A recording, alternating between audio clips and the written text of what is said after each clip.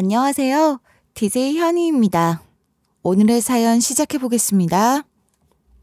안녕하세요.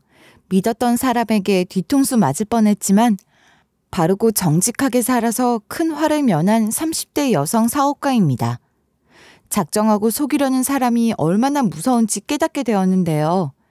그때마다 저를 막아준 건 반듯하게 살아온 제 삶이었어요. 저라고 왜 세상에 유혹이 없었겠어요. 노력보다 요령 피우고 정직보다 잔머리를 잘 돌리는 사람들이 더 잘 되는 모습도 많이 봤었고요. 남 등쳐먹고 부자가 되는 사람도 봤죠. 그런 사람들을 보면서 저도 적당히 요령 피우면서 살아볼까도 싶었지만 저를 무너뜨리지 않고 싶었는데요. 제 소신을 지킨 덕분에 잘 살아갈 수 있게 되었어요. 지킬 건 지키며 성공한 제 스토리 궁금하지 않으세요? 지금 시작해 볼게요. 제가 사업을 시작하게 된 건 저희 아빠 영향이 정말 커요. 원래는 직장 잘 다니고 있었거든요. 근데 아빠가 운영하시던 봉제 공장 정리를 도와드리게 되면서 제 인생 방향이 완전히 바뀌었어요. 저희 아빠 공장은 OEM 공장이었어요.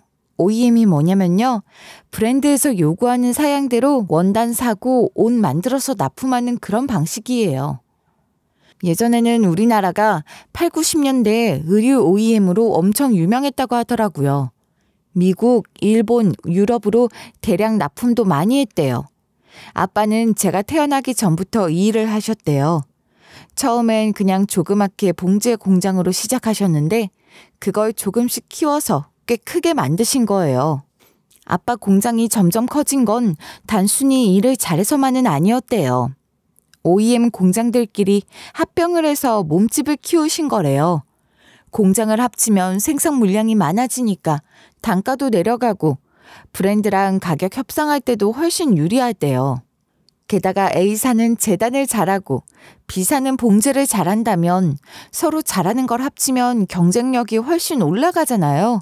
아빠가 그걸 빨리 캐치해서 초반에 합병하셨을 때 공장 성장세가 정말 대단했다고 하더라고요. 그리고 그 이후에도 거래처를 다양하게 확보하는 데 합병이 도움이 됐대요. 그래서 90년대에 합병을 많이 하셨고 공장 규모도 자연스럽게 커진 거죠. 또 아빠랑 같이 일하던 분들 중에 사업이 어려워져서 공장을 아빠한테 넘기거나 급할 때 돈을 빌리는 경우도 있었대요. 저희 아빠가 그런 사정도 다 봐주면서 상부상조하려고 이 업계에서 노력했다고 하더라고요. 그래서 아빠가 거느린 공장이 정말 많았는데요. 그치만 결국 시대의 변화라는 걸 이겨내긴 어렵더라고요. 아빠가 IMF 때도 잘 버티셨고 2010년대 초반까지도 어떻게든 잘 끌고 가셨는데요. 그렇게 파워있던 아빠 공장도 결국 위험에 빠지게 됐어요. 대부분 브랜드들이 단가 때문에 중국이나 베트남 쪽으로 물량을 옮기기 시작했거든요. 인건비가 훨씬 싸고 대량 생산 시스템도 잘 갖춰져 있으니까요. 원가를 조금이라도 줄이려는 브랜드 입장에선 굳이 인건비 비싼 한국에서 생산할 이유가 점점 없어졌던 거죠. 처음엔 일부 고급 브랜드만 남아 있었는데 시간이 지나면서 그마저도 하나둘 빠져나갔어요. 품질보다 가격이 더 중요한 시장 분위기로 바뀌다 보니까요. 결국 아빠 공장처럼 규모만 커진 국내 공장들은 경쟁력이 점점 떨어질 수밖에 없었어요. 그러다 보니 이렇게 규모만 커진 공장은 오히려 부담이 되어버린 거예요. 설비도 많고 사람도 많으니까 유지비가 계속 들어가는데 정작 들어오는 일거리는 거의 없는 거죠. 그렇게 일이 급격히 줄어들면서 아빠도 어쩔 수 없이 작은 공장들부터 하나둘씩 문을 닫기 시작하셨어요. 결국 아빠는 작은 공장들은 다 정리하시고 큰 공장 하나만 남겨두셨어요. 그런데 그쯤부터 아빠 건강도 안 좋아지기 시작했어요. 2015년에 결국 아빠가 쓰러지셨고요. 그때 저희 집에는 엄마, 저, 그리고 남동생이 있었어요. 저는 그 당시 회사 다니고 있었고 남동생은 갓 졸업해서 공무원 준비 중이었어요. 엄마는 아빠 공장에서 가끔씩 일 도와주시긴 했지만 본업은 주부셨거든요. 그러다 보니 공장 문제를 어떻게 해야 하나 엄마가 고민을 많이 하시더라고요. 아빠 회사 그냥 이렇게 가만히 둬도 되냐? 몇 안 남은 직원들 쉬라고 했는데 이렇게 계속 쉬어도 되냐고 묻더라고, 월급이 나가니까. 누나가 한번 가봐야 하는 거 아니야? 나는 일을 해본 적도 없으니까 잘 모르잖아. 알았어. 내가 주말에 공장에 가서 한번 들여볼게. 일거리가 있는지, 공장을 어떻게 해야 하는지. 그때 가서 보고 올게. 그래서 공장에 가봤어요. 그래도 아빠가 평생 키워온 곳인데 어떻게든 살려볼 수 있지 않을까 싶어서요. 처음엔 설비도 하나하나 확인해보고 직원분들도 만나보고 기존 거래처도 알아봤는데요. 막상 현실은 생각보다 훨씬 심각했어요. 고정으로 들어오는 일거리가 거의 없다시피 했고 그나마 있는 것도 브랜드 본 생산이 아니라 샘플 몇 벌 만들어주는 수준이었어요. 일감이 없으니까 기계들도 대부분 멈춰있고 직원들은 대기만 하고 있는 상황이더라고요. 그렇다고 인건비나 공장 유지비가 줄어드는 것도 아니잖아요. 전기세, 기계 유지비, 임대료, 직원들 월급까지.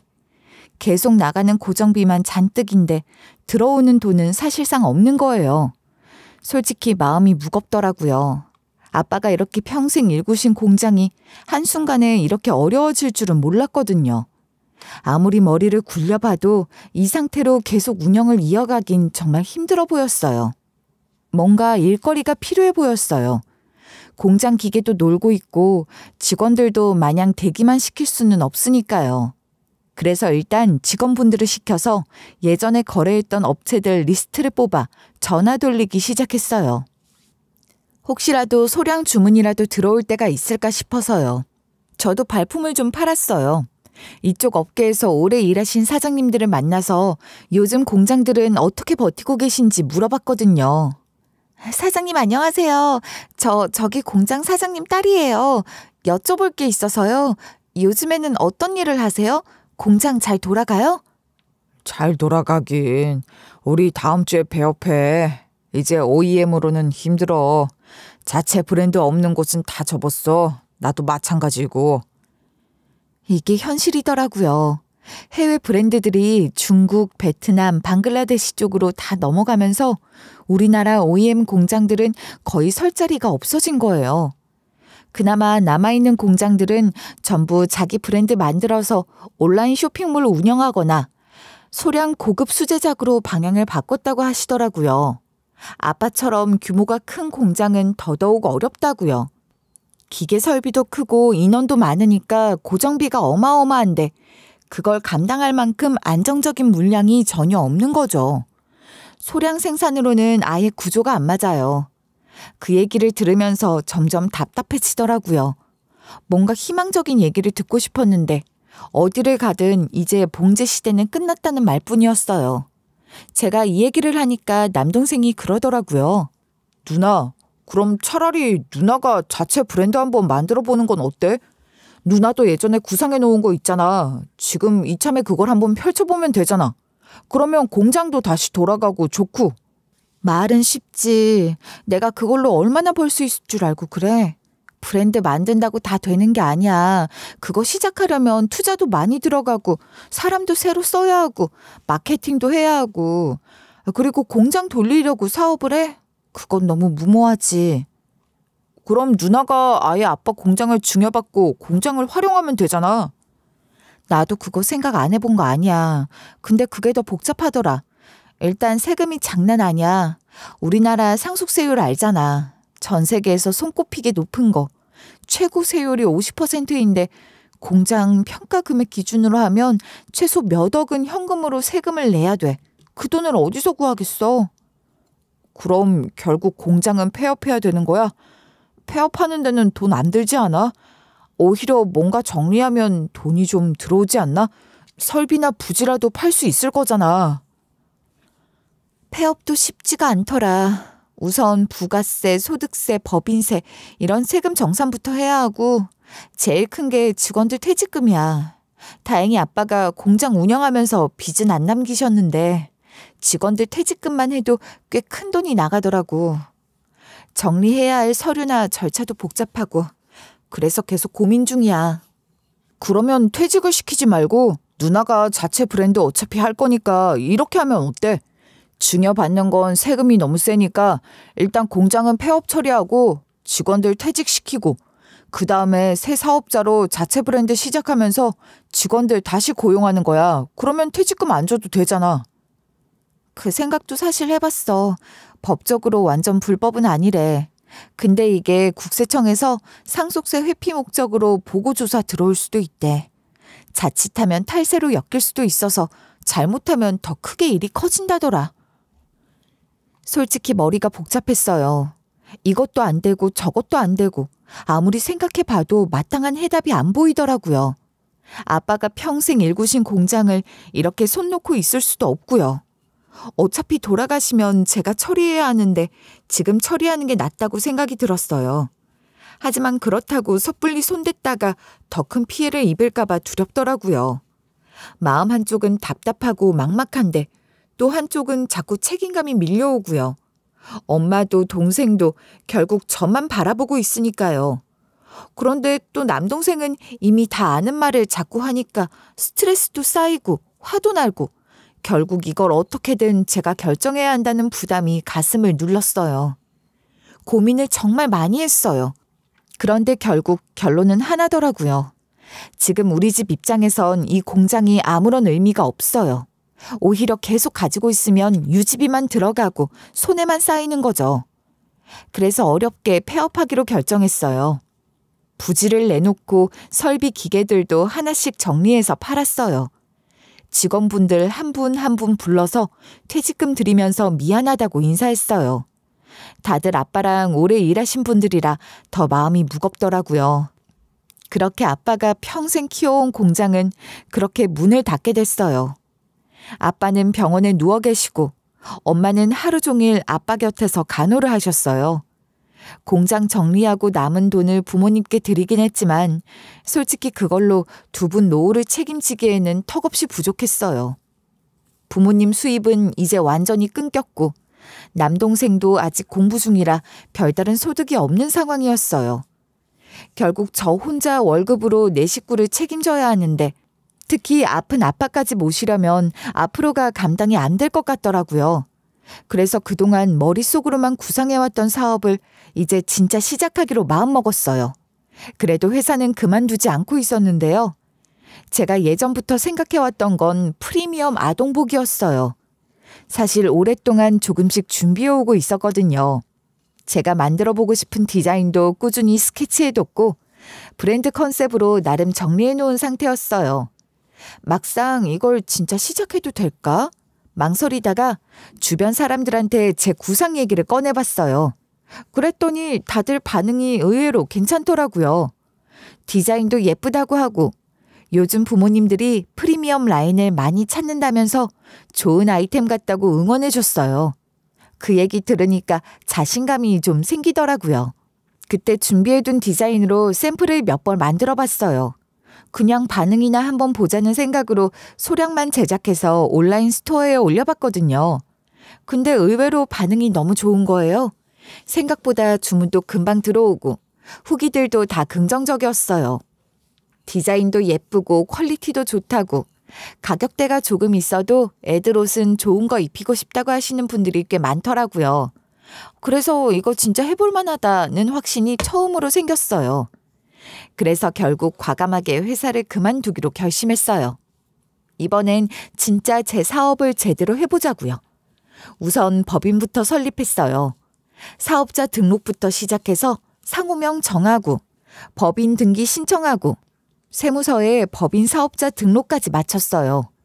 사업자 통장도 새로 개설하고 초기 자본금도 준비해서 자본금 출자까지 완료했죠. 그렇게 하나하나 절차를 밟으면서 드디어 제 이름으로 된 회사가 만들어졌어요. 이제 진짜 시작이라는 생각에 두렵기도 했지만 한편으론 설레기도 했어요. 그렇게 회사를 만들고 사업을 시작했는데요. 예상보다 훨씬 빨리 일이 터졌어요. 처음엔 소소하게 시작했는데 어느 순간부터 주문이 밀물처럼 밀려 들어오기 시작한 거예요. 도대체 무슨 일인가 했더니 알고 보니까 한 유명인이 자기 딸한테 저희 제품을 입힌 사진을 SNS에 올렸더라고요. 그게 금방 입소문을 타고 퍼지면서 반응이 폭발적으로 올라간 거예요. 디자인도 예쁘고 소재도 고급스럽고 품질도 좋다는 얘기들이 여기저기서 쏟아졌어요. 그렇게 제품력하고 디자인력이 한 번에 인정받으면서 판매량이 급격히 뛰어오르기 시작했어요. 말 그대로 대박이 난 거죠. 그때부터 본격적으로 방향을 잡고 홍보랑 마케팅에 집중했어요. SNS 광고도 시작하고 키워드 광고도 집행하고 각종 커뮤니티에도 자연스럽게 노출되도록 신경 썼어요. 입소문이 조금씩 퍼지더니 커뮤니티 후기들이 폭발하기 시작했어요. 진짜 소재가 다르다. 디자인 감각이 고급스럽다. 아이 피부에 너무 좋다라는 반응들이 올라오면서 점점 난리가 난 거죠. 하루에도 주문 문의가 계속 쏟아졌어요. 직원들도 아우성이었습니다. 대표님, 주문이 폭발적으로 들어오는데 배송이 늦어져서 고객들의 불만이 높아지고 있어요. CS팀에서도 기다려달라는 말하는 것도 이제는 힘들대요. 대표님, 생산을 얼마나 더 늘릴 수 있느냐를 고민해 보셔야 될 것 같아요. 그래요? 지금 공급이 문제이긴 한 것 같아요. 이것도 쉽지 않네. 고민해 볼게요. 공급 확대를 고민하기 시작했어요. 솔직히 물량만 받쳐주면 더 크게 키울 수 있을 것 같은데 문제는 자금이었어요. 생산을 늘리려면 자금도 필요하고 안정적인 공장 라인도 확보해야 하는데 제 개인 자금으로는 한계가 뚜렷했죠. 마음 같아선 차라리 요즘 힘들어하는 OEM 공장 하나를 통째로 인수해서 자체 생산 라인을 만들고 싶었어요. 그러면 품질 관리도 더 잘 되고 단가도 줄일 수 있을 것 같았거든요. 근데 현실은 쉽지 않잖아요. 인수 자금 마련도 막막하고 운영 부담도 만만치 않으니까요. 그게 너무 답답했어요. 그런데 정말 딱 그때 예상치 못한 사람이 나타났어요. 투자자였어요. 저보다 한 5살 정도 위였고 투자 경험도 많으셔서 회사 일이 돌아가는 걸 꽤 잘 알고 있더라고요. 투자금 규모도 꽤 컸고요. 그 투자자는 투자금을 받고 공급 확대하고 유통 채널 확장하고 물류 시스템 손보고 해외 진출까지 한 번에 스케일을 키우자고 했어요. 그러면 브랜드 자체가 완전히 다른 레벨로 올라갈 수 있다고 제안하더라고요. 자금 지원을 받으면 제가 생각했던 것보다 훨씬 빠르고 안정적으로 확장할 수 있단 거예요. 제가 바라던 이상향이니까 너무나도 그렇게 하고 싶었죠. 제가 이런 고민을 하고 있을 때였어요. 그냥 집에서 밥 먹다가 무심코 동생한테 투자자가 나타났는데 이런 제안을 했다고 말을 꺼냈거든요. 그러자 동생이 생각보다 진지하게 조심하라고 하더라고요. 왜? 투자 받는 게 나한테 나쁠 건 없는 것 같은데? 투자금 받고 사업하다가 혹시 망한다고 하더라도 내가 투자금을 갚아야 하는 건 아니잖아. 투자자는 투자 위험을 감수하고 들어오는 거고. 그건 맞지. 근데 문제는 경영권이야. 투자 받다 보면 주식 지분 넘기고 의사결정권이 조금씩 흔들릴 수 있어. 처음에는 그냥 자금 지원 같아 보여도 나중에 누나 색깔을 잃어버릴 수도 있거든. 실제로 그런 식으로 주객이 전도돼서 결국 망하는 케이스도 많아. 동생 말도 일리가 있었어요. 저도 사실 그게 조금 걸리긴 했거든요. 하지만 현실적으로 지금 물량을 확대하려면 공장 설비부터 물류, 유통망까지 다 정비해야 하는데 자금이 턱없이 부족했어요. 이 타이밍을 놓치면 아예 기회 자체가 사라질 수 있다는 생각이 들었어요. 그래서 결국 투자를 받기로 결심했어요. 투자자는 소수 지분 투자 방식을 제안했어요. 쉽게 말해서 이런 식이에요. 예를 들어 총 10억을 투자한다고 하면 처음에는 10억을 한 번에 다 주는 게 아니라 우선 20% 정도만 먼저 투자금을 지급하고 이후 사업 진행 상황을 보면서 차례차례 나머지 금액을 지급하겠다는 거였어요. 흔히 단계별 투자, 분할 집행이라고 하더라고요. 투자자 입장에선 리스크를 조금 줄이려는 방식이었죠. 그렇게 투자 제안이 들어오고 나서 본격적으로 투자 계약서 협상에 들어갔어요. 저도 투자받는 입장이라 자금이 필요하긴 했지만 경영권만큼은 절대 양보할 수 없었어요. 그래서 협상할 때 분명히 했어요. 지분은 일부 넘겨드릴 수 있지만 회사 경영은 전적으로 제가 결정합니다. 제 브랜드 색깔과 방향성은 제가 유지해야 합니다. 그럼요. 저는 어디까지나 조언을 해주는 파트너일 뿐 경영에는 관여하지 않겠습니다. 투자자도 명확히 약속했고요. 그렇게 서로 입장을 정리하고 최종적으로 투자 계약을 체결했어요. 투자자가 약속대로 첫 번째 투자금을 바로 송금해줬어요. 자금이 들어오자마자 본격적으로 움직이기 시작했죠. 우선 가장 시급했던 물량 확대부터 들어갔죠. 생산 라인을 확 늘리고 공장 가동률도 올리고 안정적인 납품 시스템을 만들었어요. 동시에 유통망 확보도 본격적으로 추진했어요. 오프라인 쇼핑몰 입점 협상도 하고 대형 온라인몰과 제휴도 맺고 해외 쇼핑몰 입점 준비도 시작했죠. 광고 예산도 넉넉해져서 공격적으로 마케팅했고요. 그렇게 사업은 순조롭게 잘 흘러갔어요. 말 그대로 돛담배처럼 속도가 붙더라고요.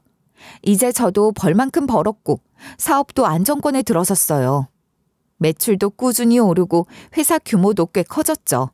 그러자 투자자가 추가 투자를 제안했어요. 자금을 더 넣을 테니 지분을 조금 더 달라고 하더라고요. 근데 그렇게 되면 저와 투자자의 지분 차이가 거의 비슷해질 상황이었어요. 이러다간 경영권 문제가 또 불거질 것 같았죠. 그래서 저는 투자자에게 더 이상 투자는 받지 않겠다고 했어요. 대신 투자자가 가진 지분을 제가 전부 사겠다고 제안했어요. 투자금의 2배를 주고 사드리겠다고요. 솔직히 제 형편으론 쉽지 않은 결정이었지만 그래도 제 사업은 제 힘으로 끌고 가는 게 맞다고 생각했어요. 그래서 고집을 부렸죠. 그렇게 투자자와 깔끔하게 정리를 했어요. 이제 회사는 온전히 제 손에 들어왔죠. 그런데 그 뒤로 투자자가 하루가 멀다 하고 연락을 해오는 거예요. 뭐예요? 일은 잘 돼요? 이런 가벼운 안부 인사부터 시작해서 사업 얘기도 하고 가끔 조언도 해주고요. 전화가 거의 매일 오다시피 했고 일주일에 한두 번은 꼭 얼굴을 보고 차도 마시고 식사도 했어요. 그렇게 자주 보고 대화하다 보니까 묘한 감정이 싹트기 시작했어요. 그러던 어느 날 투자자가 갑자기 고백을 했어요. 그런데 저도 솔직히 든든하게 옆에서 도와주고 항상 성실하고 책임감 있는 모습에 저도 모르게 존경을 넘어서 다른 감정을 느끼고 있었거든요. 그렇게 저희는 자연스럽게 연애를 시작하게 됐어요. 연애를 시작하면서 남자친구의 사정도 조금씩 알게 됐어요. 알고 보니 남친은 부모님이 어릴 때 돌아가시고 친척분 손에 자라났다고 하더라고요. 어린 시절부터 쉽지 않은 환경에서 혼자 버텨온 사람이었어요. 정말? 그런데 어떻게 그렇게 젊은 나이에 이렇게 큰 돈을 벌었어? 고등학생 때부터 주식에 관심이 있었거든. 그때부터 틈틈이 공부하고 투자 연습을 시작했어. 돈을 벌려면 남들보다 먼저 배우고 더 많이 알아야 된다고 생각했거든. 어린 시절엔 많이 힘들었지만 지금은 누구보다 자산이 많잖아. 정말 대단하다. 존경스러워. 자기 덕분에 나도 이렇게 성장할 수 있었어. 앞으로 더 좋은 모습 보여줄게. 자기 안목이 틀리지 않았다는 걸 꼭 보여주고 싶어. 그렇게 남자친구와 연애를 이어갔어요. 만난 지 6개월쯤 됐을 때 남자친구가 결혼 얘기를 꺼냈어요. 사실 저희도 이미 30이 넘었고 제 사업도 안정기에 접어들었고 무엇보다 아빠 상태가 위중하니까 빨리 결혼하는 게 낫겠다 싶었어요. 그래서 저도 결혼을 서두르기로 마음을 먹었죠. 그런데 아빠는 결국 저를 기다려주지 않으셨어요. 저희가 결혼 얘기를 본격적으로 준비하려던 그 시점에 갑자기 돌아가신 거예요. 장례를 치르는 동안 너무 지쳐서 잠깐 졸았는데 꿈속에서 아빠가 펑펑 우시더라고요. 아빠가 결혼식 못 보고 가는 게 미안해서 우시나 보다고 잠깐 생각했지만 그땐 별 의미 두지 않았어요.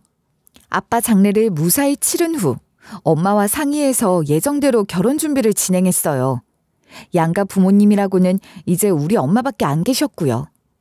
남자친구를 키워준 친척분께는 의논 드리려고 했는데 그냥 저희끼리 알아서 하라고 하시더라고요. 그 말을 듣는데 남자친구가 어린 시절 얼마나 힘들게, 얼마나 멸시받으며 자라왔는지 조금은 짐작이 되더라고요. 저라도 잘해줘야겠다는 마음이 들었어요. 이렇게 배려 깊은 사람을 만났으니까 앞으로 내가 더 많이 행복하게 해주고 서로 아끼면서 잘 살아야겠다고 생각했어요. 그런데 그런 마음을 품고 결혼 준비를 하는데 예비 남편이 또 한 번 큰 결심을 해주더라고요.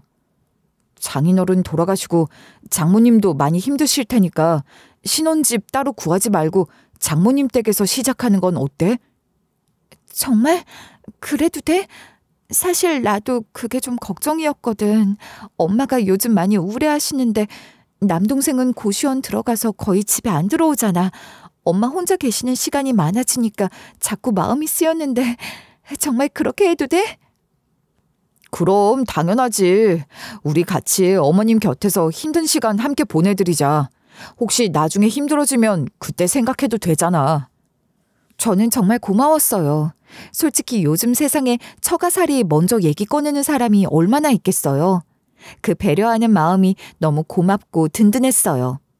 아빠가 돌아가시기 전에 마지막으로 제게 이런 좋은 사람을 만나게 해주신 건 아닐까 하는 생각까지 들 정도였죠. 엄마도 정말 많이 고마워하셨어요. 이렇게 배려 깊고 속 깊은 사람 만나기 쉽지 않다. 어떻게 이런 사위가 내 사이야.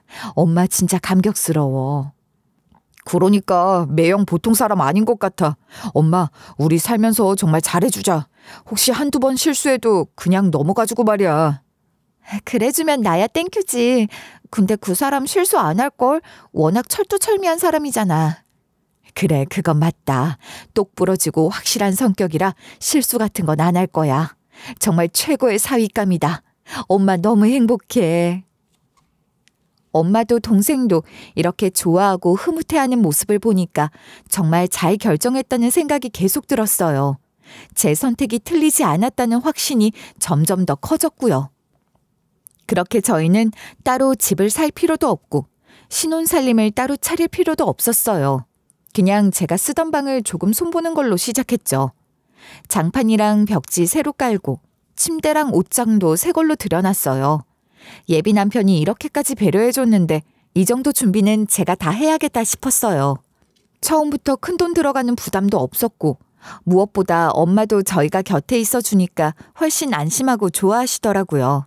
그렇게 저희 신혼 준비는 소박하지만 따뜻하게 진행됐어요. 결혼 준비가 차근차근 진행되면서 청첩장도 나왔어요. 그런데 청첩장을 받아보니 마음이 괜히 짠하더라고요. 남편 쪽에는 이미 부모님 두 분 다 돌아가셨고 저희도 아빠가 돌아가신 상태라 두 분 이름 옆에 나란히 적힌 고자가 눈에 확 들어왔어요. 이 자리에 부모님들이 함께 계셨으면 얼마나 좋았을까 싶고 참 안타깝고 마음이 아팠어요. 그래도 남편과 저 그리고 엄마와 동생이 서로 의지하면서 이 순간을 준비하고 있다는 게 다행이었어요. 그런데 청첩장을 보던 엄마가 잠깐 멈칫하시더니 뜻밖의 말을 하셨어요. 이상하다. 그때 그 사장님 이름이랑 똑같네. 아내분 이름도 얼핏 이랬던 것 같고. 아닌가? 왜? 누구 아는 사람이야? 엄마 동명이인이 얼마나 많은데. 그렇겠지? 예전에 봉제 공장 하시던 분이 계셨거든. 아유, 설마 그럴 리가 없지. 그러지 말고 한번 확인해 볼까? 나도 생각해보니까 돌아가셨다고만 들었지 무슨 일 하셨는지는 들어보질 못했어. 내가 전화 연결해 줄 테니까 직접 물어봐. 그래서 엄마가 예비 남편에게 전화를 걸어 조심스럽게 물어보셨어요. 혹시 아버님이 살아생전에 봉제 공장 일을 하셨던 적이 있느냐고요. 그런데 예비 남편은 단호하게 아니라고 했어요. 전화를 끊고 난 뒤 엄마는 잠시 씁쓸한 표정을 지으셨어요. 그래, 아닐 거라고 생각했어. 하긴 동명이인도 많은데 뭐. 그렇지, 그래야 하지. 엄마 무슨 사연 있는 분이었어? 아까부터 계속 마음에 걸리는 눈치인데 옛날에 많이 가까웠던 사람이야? 아니면 사업하면서 알게 된 분이야? 예전엔 참 친하게 지냈었는데 안타깝게 헤어졌던 사람이 있었거든. 엄마가 한동안 그리워했었어. 아직도 가끔 생각나나 봐. 이렇게 이름만 봐도 혹시나 싶어 확인하게 되네. 엄마 얼굴에 잠시 아련한 미소가 스쳤어요.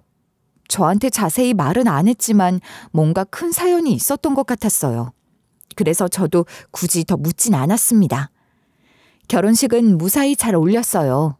원래 신혼여행은 해외로 가려 했는데 제가 아무리 해도 3일밖에 시간을 못 빼겠더라고요. 남편한테 미안했지만 현실적으로 제주도로 2박 3일 다녀왔어요. 그래도 호캉스답게 호텔 수영도 하고 맛있는 뷔페랑 해산물도 실컷 먹었어요. 그리고 첫날 밤이었어요. 기분 좋게 씻고 있었죠. 노래도 흥얼거리면서 샤워 중이었는데 방에서 남편이 전화를 받는 소리가 들리는 거예요. 이상하게 귀가 쫑긋해지더라고요. 순간 샤워기를 끄고 조용히 귀를 기울였어요. 10분 뒤에 시작할 테니까 확실히 해치워. 조금이라도 지체하면 안 되니까 타이밍 잘 맞춰. 그 말을 듣는 순간 심장이 쿵 내려앉았어요. 무슨 이런 어마어마한 이야기를 하는 건지 혹시 나를 두고 하는 소린가 싶어서 머릿속이 하얘지고 온몸에 소름이 돋았어요. 그래도 일단은 모른 척하는 게 낫겠다 싶었어요. 지금은 섣불리 티내지 말고 더 지켜봐야겠다는 생각이 들더라고요. 다 씻고 가운을 입고 방으로 나왔어요. 그런데 남편은 아무 일도 없다는 듯 평소처럼 자연스럽게 앉아 있었어요. 오늘 하루 종일 정신없고 덥더니 씻고 나니까 이제야 살 것 같네. 자기도 얼른 씻어. 시원하게 씻으면 한결 개운할 거야. 자기야, 혹시 두통약 있어? 요즘 정신없이 이것저것 하다 보니까 머리가 아프네. 약 있지? 많이 아파? 열은 안 나? 약은 안 가져왔는데 좀 쉬면 괜찮아지지 않을까? 아무래도 약을 먹어야 될 것 같아. 미안한데 편의점에서 약 좀 사다 줄래? 요즘 편의점에서도 타이레놀 팔잖아. 그래, 사다 줄게. 많이 아픈가 보네. 샤워하고 있어. 금방 갔다 올게. 그렇게 말하고 저는 편의점에 다녀오는 척하며 옷을 갈아입었어요. 남편은 샤워실로 들어갔고 물소리가 들리기 시작했어요. 그런데 묘하게 기분이 이상했어요. 마치 일부러 저를 방 밖으로 내보내려는 것 같은 느낌이 들었어요. 그래서 저는 문을 열고 닫는 소리를 일부러 내곤 나가지 않았어요. 대신 조용히 방 안으로 들어와 침대 밑에 몸을 숨겼어요. 그리고 잠시 후 그 방 안에서 믿기 힘든 광경이 벌어졌어요. 샤워 중일 줄 알았던 남편이 물소리만 틀어놓고는 샤워를 하지 않은 채 슬쩍 나와선 제 짐 쪽으로 다가가는 거예요. 조심스럽게 가방을 열더니 제 패드를 꺼내들었어요. 손놀림이 꽤 익숙해 보였어요. 화면을 몇 번 두드리더니 뭔가를 확인하고 전송하는 것 같았죠. 잠시 후 남편은 어디론가 전화를 걸어 지금 보냈어. 확인해봐. 이렇게 말하곤 다시 욕실로 들어가 샤워를 시작했어요. 아까는 조용히 물소리만 흘러나왔는데 이번에는 실제로 샤워하는 소리가 들렸어요. 침대 밑에 숨어있던 저는 심장이 쿵쾅거리고 식은땀까지 나더라고요. 이게 도대체 무슨 상황인지 머릿속이 복잡했어요.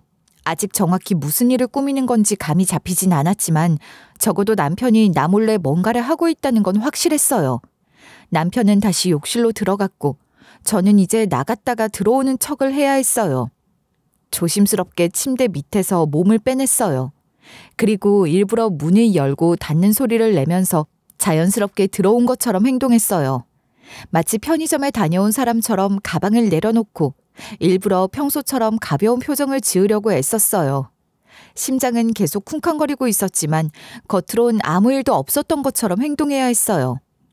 제가 돌아온 척하며 방에 들어서자 남편도 샤워를 마치고 나왔어요. 아무렇지 않은 표정으로 수건으로 머리를 닦고 있었어요. 저도 태어난 척 말을 건넸어요. 어쩌지? 지금 편의점에 약이 다 떨어졌대. 많이 아프지? 일단 푹 자고 나면 좀 괜찮아질 수도 있으니까 오늘은 푹 쉬는 게 어때? 아, 그래? 두통이 너무 심한데 뭐 어쩔 수 없지. 그냥 푹 자고 나면 좀 나아지겠지. 그런데 그 순간 남편 휴대폰이 갑자기 울렸어요. 화면을 힐끗 보더니 다급하게 전화를 받더라고요. 짧고 낮은 목소리로 심각한 얘기를 주고받았어요. 표정이 점점 굳어졌어요. 어쩌지? 나 지금 가봐야 될 것 같아. 같이 일하는 사람인데 회사에 큰 문제가 생겼대. 지금 당장 가야 할 것 같은데 나 먼저 갈게. 뭐라고? 지금? 이렇게 갑자기? 그래? 그럼 같이 가. 지금 가면 비행기는 있겠지. 아니야. 그러면 내가 너무 미안하지. 당신은 그냥 여기서 푹 자고 와. 어차피 돈도 냈는데 괜히 아깝잖아. 그렇게 허겁지겁 짐을 챙기더니 결국 남편은 혼자 방을 나섰어요. 뭔가 이상한 기분이 들더라고요. 아까 제 패드로 뭔가를 하고 난 뒤 도망가는 것처럼 느껴졌어요. 이 인간이 내 패드를 꺼내서 뭘 했는지 그것부터 알아야겠더라고요.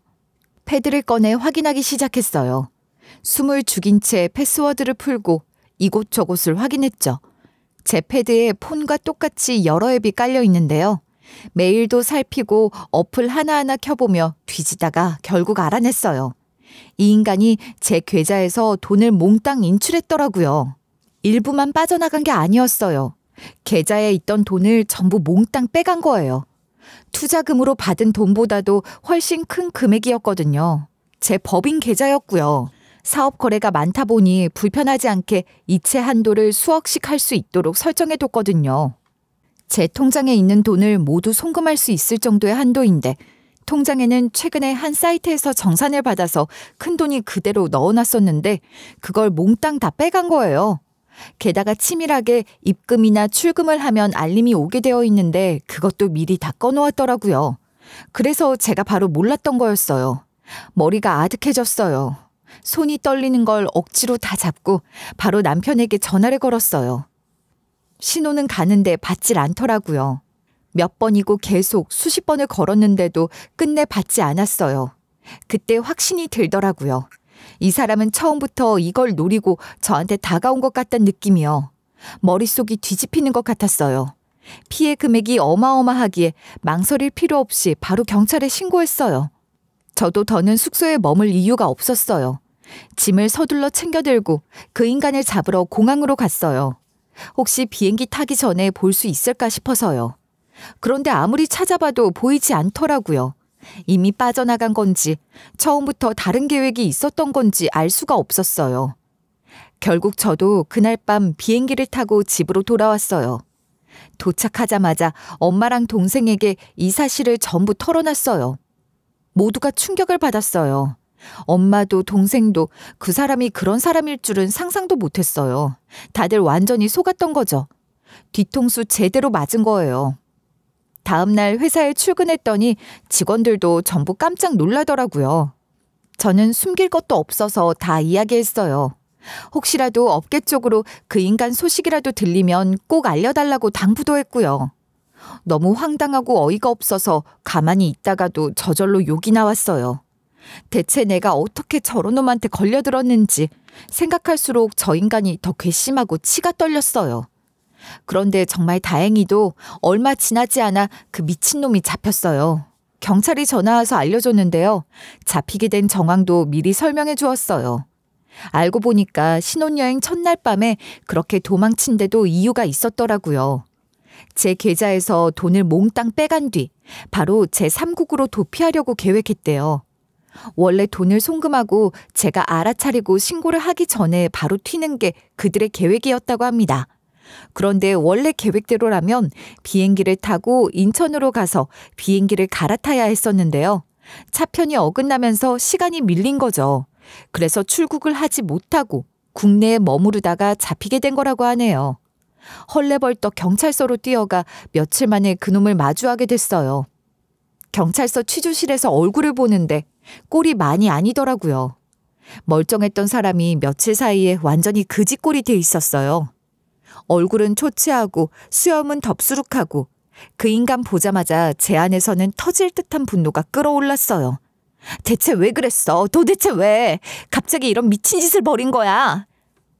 내가 돈 갖고 튀어도 네 사업은 그대로 남잖아. 그러니까 나를 그렇게까지 원망할 일은 아니지. 원래는 네 인생도 네 회사도 완전히 박살내려고 했는데 봐준 거야. 왜? 왜 하필 나야? 내가 뭘 그렇게 잘못했는데? 내가 당신한테 뭘 잘못했다고 날 이렇게 뒤통수를 쳐? 네 부모님이 잘못했지. 네 엄마 말이 맞아. 네 아빠가 예전에 인수했던 그 봉제 공장 사장 아들이야. 우리 집 망하게 만든 그날부터 이날만 기다렸다. 네 가족 망하게 하려고 일부러 접근한 거야. 그 얘기를 들어보니 저희 아빠가 봉제 공장을 운영하던 시절 남편 아버지의 공장을 인수했던 적이 있었대요. 그런데 그 인수가 단순한 사업 거래가 아니라 저희 아빠가 꼼수를 부려 공장을 가져갈 수밖에 없게끔 상황을 만들어서 전부를 잃게 되었다고 해요. 공장을 넘기고 남편네 가족은 뿔뿔이 흩어져 살았고, 그래서 남편의 아버지는 결국 스스로 생을 마감했고, 어머니도 일하고 돌아오는 길에 사고로 세상을 떠났다고 해요. 남편은 그렇게 어린 나이에 혼자 남겨졌고, 불행한 어린 시절을 악착같이 견디며 복수만 생각하며 자라왔대요. 그런데 시간이 흘러 저희 아빠도 돌아가시고 공장도 정리됐다는 얘기를 들었을 때 오히려 그 복수를 저한테 실행하기로 마음을 먹었다고 했어요. 봉제 공장이 잘 되던 시절에 번 그 검은 돈으로 제가 컸을 거라고 장담하면서 제 마음을 빼앗고 몸까지 묶어두고 돈까지 송두리째 가져가서 저를 완전히 무너뜨리려 했던 거예요. 그냥 절 탈탈 털어버리려고 했대요. 그런데 참 어이없는 건요. 저는 그런 속셈이 있는 건 줄도 모르고 사이가 깊어지면서 제 비밀번호도 공유했었거든요. 제 메일에 있는 자료를 전달해줘야 하는데 딱히 방법이 없어서 비밀번호를 알려준 적이 있었어요. 모든 비밀번호는 다 그 비밀번호로 쓰고 있다고까지 말을 했고요. 실제로 제 공인인증서 비밀번호도 그거고요. 남편이 핸드폰 꺼져서 폰을 빌려주면서 알려준 적도 있었고요. 지금 생각해보면 그때 그렇게 알려주는 게 아니었는데 결혼할 사람이라고 너무 다 공개를 했던 것 같아요. 절 망하게 하려는 남편에게 밥을 떠먹여준 꼴이죠.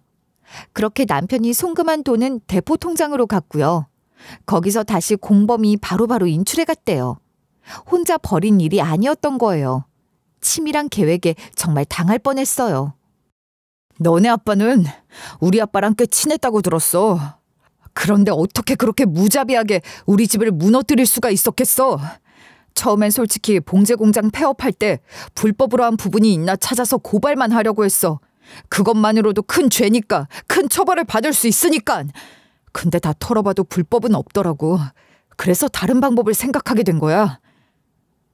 남편이 도대체 저를 언제부터 지켜보고 있었는지 정말 소름이 돋더라고요. 결국 네 아빠가 키운 돈으로 네가 사업을 차렸잖아.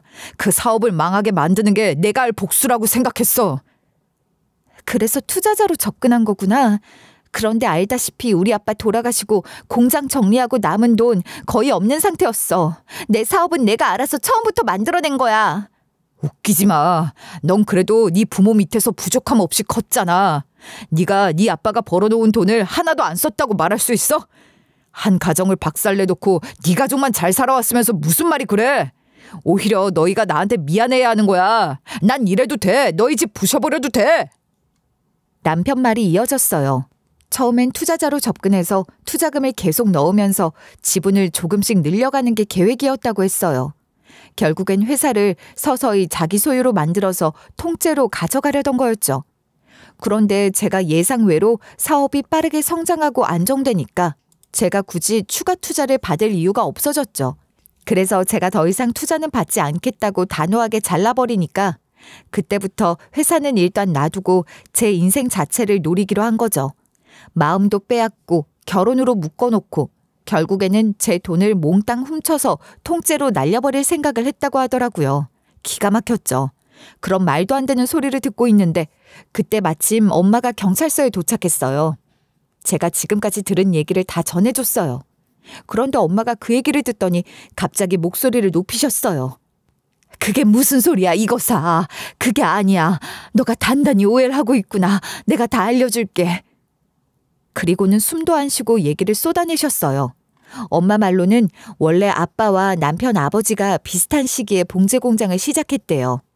처음엔 서로 비슷하게 돈을 벌면서 잘 지냈다고 해요. 그런데 남편 아버지가 어느 순간 돈을 많이 벌자 노름에 손을 댔고 결국 노름 빚이 쌓여가기 시작했대요.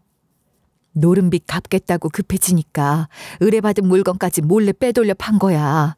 그걸 거래처에서 알아채고 법적 소송이 들어간 거고. 그 일로 업계에 소문이 돌았대요. 물건을 빼돌린다는 말이 퍼지니까 누가 불안해서 그 공장에 일을 맡기겠어요.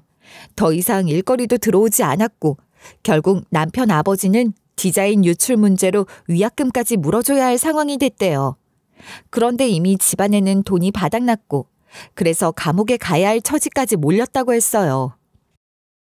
그때 네 아빠가 우리 남편한테 찾아와서 돈 좀 빌려달라고 했는데 네 아빠가 그걸 빌려줬겠니? 노름하는 사람이 돈 빌려주면 또 그 돈으로 노름할 게 뻔한데. 그래서 돈은 못 빌려준다고 했더니 그러면 네 아빠가 자신의 공장을 처분할 수 있게 도와달라고 했던 거야. 소문나서 공장도 안 팔리니까. 그래서 아빠가 그 공장을 인수해 준 거라고 했어요. 그 당시 아빠 입장에선 리스크가 큰 공장이었지만 어쩔 수 없이 받아준 거였대요. 우리도 너네 공장 인수하면서 아주 힘들었어. 은행 빚까지 끌었었다니까. 그거 갚느라고 나도 혼났어. 그래도 어째 중마고우인데 서로 도와야지. 네 아버지한테 공장 산 돈 주고 그 돈으로 네 아버지는 위약금 물어주고 빚 갚고 새 인생 살겠다고 떠났는데 어떻게 이 일이 이렇게 와전된 거야? 내 얘기가 맞는지 틀린지 증인도 많으니까 내가 확인시켜 줄 수도 있어. 그 얘기를 듣고 남편은 많은 생각을 하는 것 같더라고요. 엄마도 착잡한 표정이 가득했어요. 엄마는 그 얘기를 믿지 못하는 남편에게 그 당시 일을 잘 아는 사람들과 전화를 연결해줬어요. 그 시절 봉제 공장을 함께했던 아빠 지인들도 계셨거든요. 심지어 그중 한 분은 직접 경찰서까지 찾아오기도 했어요. 이놈아, 결국 이렇게 돼버렸구나. 아저씨 기억나냐? 내가 너 어렸을 때 과자도 많이 사줬는데 네 얼굴을 이렇게 볼 줄이야. 참 안타깝다. 저희 아버지를 아시는 거예요? 진짜 아세요? 어떻게 아세요? 알다 마다. 내가 네 아버지랑 한 동네에서 공장 시작했어. 젊을 땐 사람 좋았지. 근데 그 노름을 끊지 못하더라. 내가 네 아버지 노름 끊으라고 얼마나 화를 냈는데. 노름이란 게 결국 사람 잡는 거야. 끝은 자멸이야. 그래서 노름이 무서운 거야. 저희 아버지가 정말 노름하다가 공장까지 팔아먹은 게 맞아요? 그래, 다 빚지고 의뢰받은 물건까지 몰래 팔아치우고 결국엔 공장 팔아서 빚 맞고 떠났지. 너 그걸 모르고 있었구나. 아유, 나중에 네 아버지 그렇게 먼저 떠났단 소식 듣고 나도 많이 안타까웠어. 넌 그래도 잘 살아야 한다. 이제라도 정신 차려야 해. 나쁜 생각 말고 밥 잘 먹고 다녀. 그러더니 주머니에서 10,000원짜리 몇 장을 꺼내 남편 손에 쥐어주셨어요. 자, 이거나 받아. 내가 줄 수 있는 건 이거밖에 없네.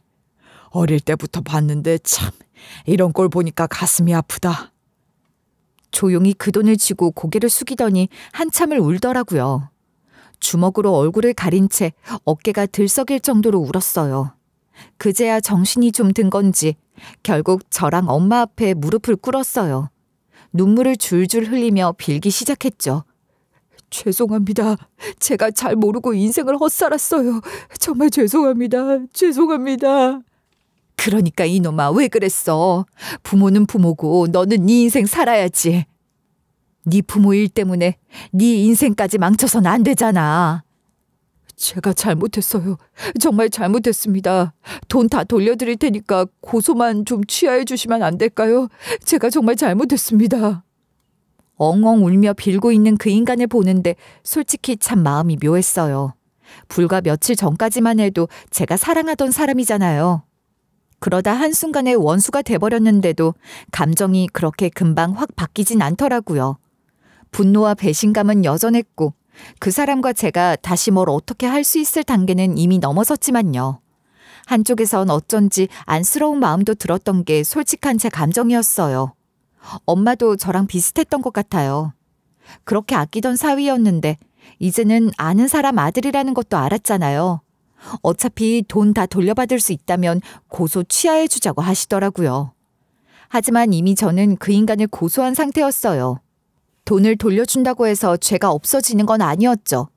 횡령, 배임, 절도 같은 범죄는 피해자가 합의를 봐도 수사기관이 알아서 기소를 진행하는 형사사건이거든요. 민사처럼 고소 취하한다고 해서 모두게 끝나는 게 아니에요. 이미 수사는 시작됐고 경찰도 검찰도 사건을 넘겨받아서 그대로 절차를 밟고 있었어요. 결국 그 인간은 죗값을 치러야 했어요. 소취하하더라도 수사는 진행되기 때문에 죗값은 받아야 한대. 소취하가 큰 의미는 없어. 그래도 그동안 빌고 사과하고 돈도 돌려줬으니까 형량은 좀 줄어들긴 하겠지. 그렇게라도 해주자. 그래서 저는 고소 자체는 취하해줬어요. 합의서도 작성했고 피해 금액 전액을 돌려받은 걸 확인했죠. 하지만 그게 끝은 아니었어요. 검찰에선 이미 모든 증거와 범죄 사실이 명확하게 확보된 상태였거든요. 피해자가 합의했다고 해서 죄가 없어지는 건 아니었어요. 검찰은 범죄 사실은 명백하나 피해금 전액을 반환했고 피해자와 합의가 이뤄졌으며 피의자가 진지하게 반성하는 점을 고려하여 감형을 요청했고요. 판사는 집행유예를 선고했어요. 실형은 면했지만 정과는 그대로 남게 된 거죠. 그렇게 그 인간은 법적으로도 죗값을 받긴 받았어요. 다행히 이 인간은 법적 혼인신고를 하기 전에 일을 벌였어요. 법적 배우자가 아니었기 때문에 재산 분할이니 공동재산, 부부 공동생활 인정 같은 복잡한 재산권 갈등은 전혀 없었어요. 가만 생각해보면 아마 처음부터 그것까지 계산하고 일부러 저희 엄마네 집에서 같이 살자고 했던 것 같아요. 금전적으로도 얽히지 않게 해두려고 말이에요. 참 치밀한 사람이죠. 이런 머리를 다른 데 제대로 썼으면 정말 성공했을 텐데 말이죠. 어쨌든 그 인간과는 복잡하게 정리할 것도 없이 그냥 끝났어요. 그때는 미워하는 마음도 사랑했던 마음도 그냥 아무 감정도 남지 않았더라고요. 딱 거기까지였어요. 그렇게 모든 일이 끝났다고 생각했는데 한참 후에 그 인간에게서 전화가 왔어요. 예상치 못한 연락이었어요. 이렇게 전화해서 이것도 미안한데 꼭 이런 이야기 하고 싶었어. 내가 너에게 의도적으로 접근하고 널 이용했던 것 미안해. 그리고 이런 내가 미웠을 텐데 소 취하해줘서 고마워. 덕분에 이렇게라도 다시 살 기회가 생겼어. 한참 동안 말이 없었어요. 저도 잠시 머릿속이 복잡했어요. 여전히 그날의 배신감은 또렷했지만 그 사람을 증오하는 마음도 원망하는 마음도 이제는 다 바닥나 있더라고요. 그래서 저는 담담했어요. 그래, 정말 나쁜 짓 한 거 맞아. 근데 솔직히 한편으로는 이해가는 부분도 있어. 네 입장에선 그렇게 생각할 수도 있었겠지. 하지만 이제 나 이런 일에 더는 감정 쓰고 싶지 않아. 정말 잘 살았으면 좋겠다. 더 이상 누구 인생 망치려는 생각하지 말고. 잠시 침묵이 흘렀어요. 그러더니 조용히 말을 이어갔죠. 그렇게 말해줘서 고마워. 난 해외로 나갈 거야. 거기서 새로 시작해보려고. 앞으로는 눈에 띌 일도 없을 거야. 넌 너대로 재밌게 살아. 잘 지내. 고마웠어. 그렇게 전화를 끊었어요. 그 순간 묘했어요. 분노도 원망도 아닌 그냥 아주 긴 악몽이 이제 끝났다는 느낌이 들었죠. 모든 것이 끝났고 이젠 내 인생만 다시 시작하면 되는구나 싶었어요. 그렇게 전화를 끊고 나니 이상하리만큼 마음이 편안해졌어요. 모든 일이 끝났고 이젠 정말 다시 내 삶을 살 수 있겠구나 싶었어요. 그렇게 긴장도 풀리고 한참 만에 푹 잠이 들었죠. 그런데 그날 밤 꿈속에 아빠가 나왔어요. 환한 얼굴로 예전처럼 따뜻하게 미소를 지으시더라고요. 그리고는 다행이라고 하면서 천천히 저 멀리 멀어져 갔어요. 꿈인데도 그 모습이 어쩐지 너무 또렷했어요. 잠에서 깨어나고 나서도 한동안 아빠 얼굴이 선명하게 떠올랐어요. 아빠가 이렇게 제 걱정을 놓고 가시는구나 싶었어요. 이 일이 끝나고 나서 저는 느낀 게 참 많아요. 먼저 사람은 뭐든 정석으로 살아야 한다는 겁니다. 눈앞의 이익 때문에 꼼수를 부리기 시작하는 순간 결국엔 크게 넘어지게 되어 있어요. 제가 그 인간한테 끝까지 당하지 않았던 것도 결국 제가 법대로 제대로 일을 처리해왔기 때문이지요. 만약 이익에 눈이 멀어 아빠 공장 폐업할 때 법을 어기거나 대충 넘어갔다면 그때 제 인생도 함께 무너졌을 거예요. 그때의 저를 정말 칭찬해주고 싶습니다.